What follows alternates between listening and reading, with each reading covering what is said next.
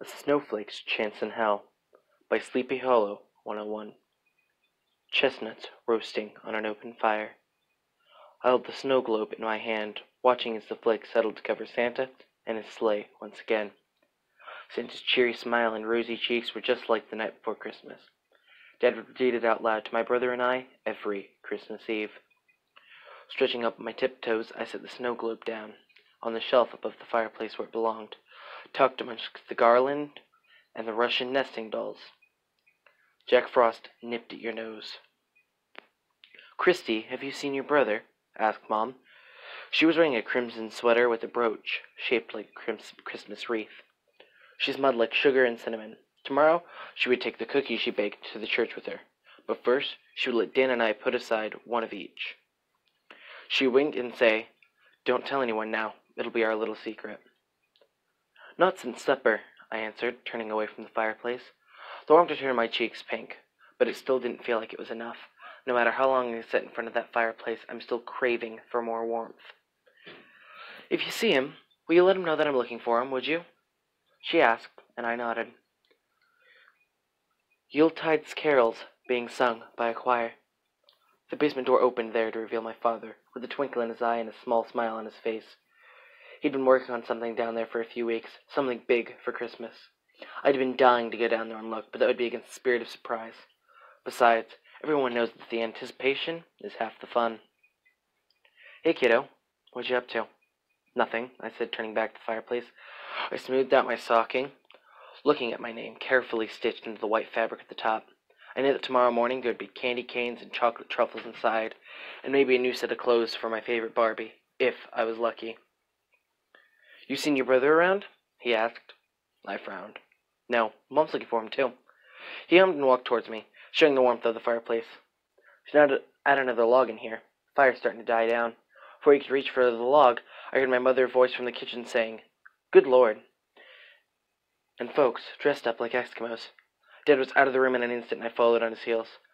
The first thing we saw in the kitchen was Dan. At first I thought he must have just come in from the outside. His t-shirt and jeans were soaked through. I thought it could only have been from the blizzard raging outside. A second after that thought formed, the smell hit me. Gasoline. Everybody knows a turkey and some mistletoe. "Dan, what happened?" asked my father. It came out harsh and angry, the tone he used when he was worried, but trying not to let it show. Dan didn't say anything. He just shuffled his feet back and forth. He was 10 years old, 2 years older than me. But just then he looked much younger. He didn't look much like my older brother at all. I noticed then that his hands were behind his back. "Help to make the season bright." He brought his hands in front of him. They were shaking, causing the matches to rattle around noisily in the matchbox. It was the only sound in the room aside from the merry crackling of the fireplace. Tiny tots with their hands and eyes aglow. "Daniel, put those down," asked my father. "Honey, what's wrong?" asked my mother, panic edging on her voice. I just stared at him, not knowing what to say. He was holding his right hand out awkwardly in front of him. It was already clasping one solitary match. I found my gaze transfixed on it, as though it was the trigger for this strange send-off that shouldn't have even taken place, much less on Christmas Eve. "I'm sorry," Dan whispered. His eyes were fixated on the match, too. "I'm sorry, but it's so dark. Everything is so dark. How can you see through all of it?" "We'll find it hard to sleep tonight. Daniel, take a breath. Whatever's wrong, we can help. Just set down the matches and talk to us, son." Dan's eyes snapped to my father, and he breathed in sharply, as though breaking out of a spell, as though realizing he'd been on the verge of what he was doing. His right hand fell at his side, and his eyes shone a bit clearer. My mother sighed in relief, a tentative smile gracing her face. The stench began to seep out of the air, and I realized that somehow a terrible crisis has been narrowly averted. And then my brother's grip on the match tightened ever so slightly. "I'm sorry," he said. In a flash, his hand struck out. "And so, I'm offering this simple phrase." My father lunged at him, my mother shrieked. I swayed on my feet, my heart pounding, blood through my ears so fast that I couldn't even hear above the noise of my own panic. And I looked on. My brother went up in flames. For kids 1 to 92. My father grabbed on my brother and didn't let him go, trying desperately to smother the flames that ate their way to his bones. My mother turned to the faucet and grabbed a bowl sitting on the counter. She doused them both again and again. I stood there and watched while Dan's skin turned black, while his mouth opened in a scream that he never gave voice to, while his hands curled and he twitched and spasmed. I watched as my father fought the heat, screaming for his son.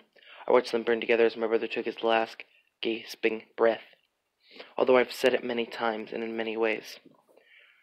The paramedics arrived some time later. A neighbor must have called them. The police came with their horrified eyes taking the sight of my brother's remains smoking on the floor. They rushed us into the living room as though that could save us from the trauma that had already twisted us beyond repair. We stood there amidst all the confusion, the light, the sirens, the shouts, the gasps.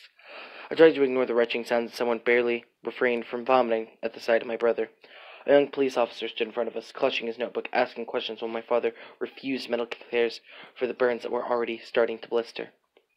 The officer opened his mouth to ask us another question, probably, then faltered, his eyes narrowing, his head cocking. "I'm sorry," he said, pausing to lick his lips. "I'm sorry, but it's so dark. Everything is so dark.